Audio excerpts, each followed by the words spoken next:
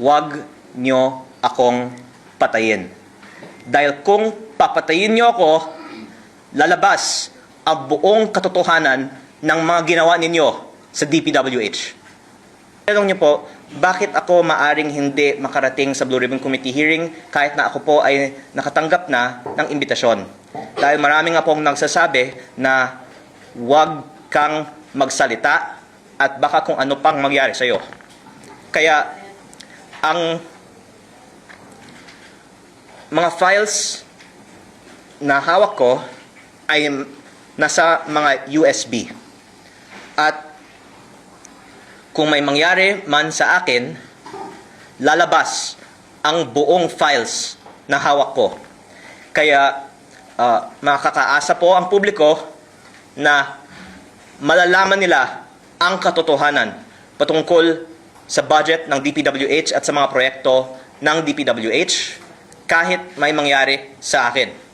Pero kaya ko po sinabi na hindi ako sigurado na makakarating ako sa Blue Ribbon Committee hearing dahil kung babasehan ko po sa mga ipinarating na sa akin at sa aking ina, hindi ko po alam kung ano po ang mangyayari sa akin bago mag-Blue Ribbon Committee hearing. Opo, sir, hindi naman po ibig sabihin that you need to seek permission from the House leadership or the Speaker? Hindi po. Basta ako po ay may imbitasyon. Basta ako po ay hindi patahimikin, nais ko pong dumalo sa Blue Ribbon Committee hearing. As I'm speaking with you right now, the reason why Attorney Tomas told me to look at my phone is there are really threats to me right now. Dahil baka noon hindi alam ng iba ang ibang hawak ko maliban sa Cabral files. Ang lumabas na sa media ay tip of the iceberg po lamang. At kung ilabas ko lahat ng mga files na hawak ko, maiintindihan ng taong bayan bakit higit pa sa lahat ng ibang mga target, ako ang pangunahing target ng iba't ibang mga personalidad sa nakaraang mga araw at linggo. At the more na inaatake ako, the more na nakikita ng taong bayan na tila may dahilan na nais ng iba na patahimikin ako, at ako naman po ay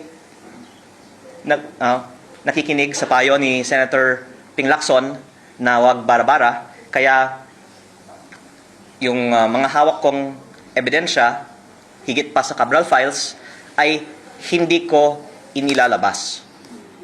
Pero ang taong bayan na mismo ang pwedeng makakita na tila may dahilan na napakaraming mga personalidad ay umaatake sa akin. Kung ako naman po ay walang hawak na damaging evidence, siguro marami naman pong ibang atakehin nila na lang. O maraming ibang mga talakayin nila na lang. Pero ang dahilan na ang daming mga umaatake sa akin ay sa kadahilanan na ang hawak kong ebidensya ay higit pa sa Cabral files, at kung ilalabas ko ito, malaki ang magiging consequences nito para sa ating bansa. At dahil sila po ay nagmamonitor sa ating press con ngayon, ako po ay sumusunod sa payo ni Senator Ping Lacson na wag bara-bara. Basta wag nyo akong patayin.